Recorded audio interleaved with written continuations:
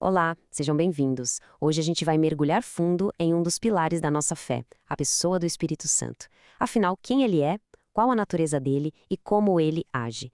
Se o seu objetivo é ensinar ou aprender mais sobre esse tema na escola bíblica dominical, essa análise aqui foi pensada exatamente para isso, para aprofundar o nosso conhecimento de um jeito bem claro e direto. Vamos começar? E o nosso ponto de partida é essa promessa fundamental que Jesus fez. A palavra aqui que muda tudo é consolador. Isso, gente, não é só um título, sabe? É a chave que abre a porta para a gente entender a identidade e a missão da terceira pessoa da Trindade. Esse versículo é a base de tudo que a gente vai construir hoje.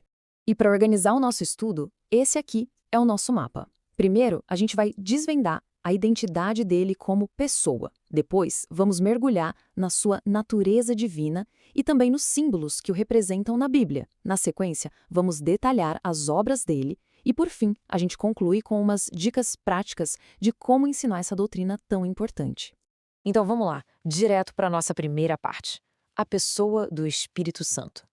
O objetivo aqui é bem simples, responder à pergunta mais fundamental sobre a sua verdadeira natureza. E a pergunta central é exatamente esta: o Espírito Santo seria só uma energia, uma influência divina meio abstrata?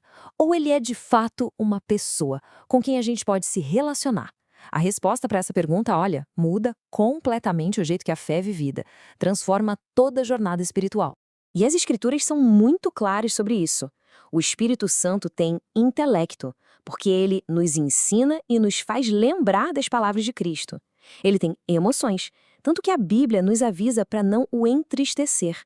E ele tem vontade própria, distribuindo os dons espirituais como ele quer, de forma soberana.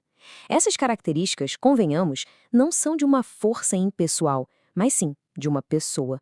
Ok, agora que a gente entendeu que o Espírito Santo é uma pessoa, vamos aprofundar um pouco mais.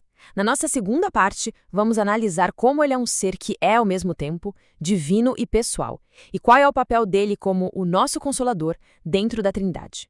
A palavra grega que Jesus usa é parakletos, e o significado dela é incrivelmente rico. Quer dizer alguém chamado para estar ao nosso lado. Percebe? Não é um ajudador distante, mas um companheiro íntimo, que atua como nosso consolador no sofrimento, nosso ajudador nas fraquezas, nosso mestre na verdade, advogado nas nossas causas e testemunha de Cristo em nós. E essa tabela aqui ilustra isso de um jeito brilhante. A gente vê as diferentes funções do Paráclito sendo aplicadas ao Espírito Santo nos Evangelhos. E o mais interessante é notar que o apóstolo João, lá na sua primeira carta, usa essa mesmíssima palavra para se referir a Jesus como nosso advogado. Isso revela uma unidade de propósito e de natureza fantástica entre o Filho e o Espírito. E para confirmar de vez a divindade dele, a Bíblia atribui ao Espírito Santo os mesmos atributos que são exclusivos de Deus. Ele é onipotente, o poder por trás da criação. Ele é onisciente, conhece todas as coisas. Onipresente, está em todo lugar. E eterno, sem começo nem fim. Ele é, sem dúvida alguma, Deus. Certo, agora que a gente já estabeleceu a divindade do Espírito Santo, vamos avançar para a nossa terceira sessão e ver como essa verdade é ilustrada. Vamos descobrir como a Bíblia usa figuras e símbolos para nos ajudar a entender a sua natureza, que é invisível. O símbolo mais conhecido é, claro, a pomba. Lá no batismo de Jesus, o Espírito desceu sobre ele nessa forma. Foi um momento de pura revelação. A pomba representa perfeitamente a natureza mansa, pacífica e pura dele, que habita em nós e traz a paz de Deus. Mas olha, existem outros símbolos muito poderosos. O fogo, que apareceu lá em Pentecostes, fala de purificação e da presença clara de Deus. O vento, que Jesus mencionou para Nicodemos, simboliza o seu poder soberano e invisível. A água representa a vida nova e a purificação que ele traz. E o óleo, que aponta para unção e capacitação. Cada símbolo revela uma faceta diferente do seu caráter, pintando um quadro bem completo da sua obra. Agora que a gente explorou os símbolos, vamos ver a atuação prática dele na nossa quarta sessão, as obras do Espírito.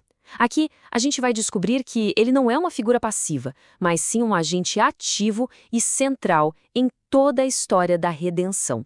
Podemos destacar 3 obras que são fundamentais. Primeiro, a encarnação. Foi pelo poder do Espírito que Jesus foi concebido no ventre de Maria. Segundo, a ressurreição.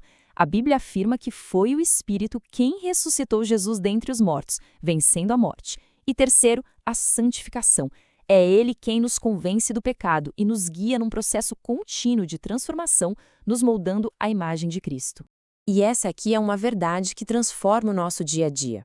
A obra do Espírito Santo não é um evento único que aconteceu e pronto. Ele passa a habitar em nós no momento da conversão e permanece ativo durante toda a nossa jornada, desde a regeneração lá no início até a glorificação final, nos conduzindo em santidade. E finalmente chegamos à nossa conclusão. Agora vamos focar em como aplicar todo esse conhecimento na hora de ensinar. Quais são os pontos essenciais que todo professor da escola dominical precisa destacar para os seus alunos compreenderem a profundidade dessa doutrina? Para resumir, então, estes são os pilares do ensino sobre o Espírito Santo. Primeiro, a importância de apresentá-lo como uma pessoa com quem podemos nos relacionar. Segundo, a sua divindade plena, coigual ao Pai e ao Filho. Terceiro, o uso dos símbolos bíblicos para revelar a riqueza do seu caráter. E quarto, a centralidade da obra dele em todo o plano da salvação. E a gente termina com essa reflexão. Ao compreender o Espírito Santo como uma pessoa divina, presente, ativa, como é que isso transforma não só o que a gente ensina, mas como a gente ensina, sobre a obra dele na nossa vida diária? Fica aí a reflexão.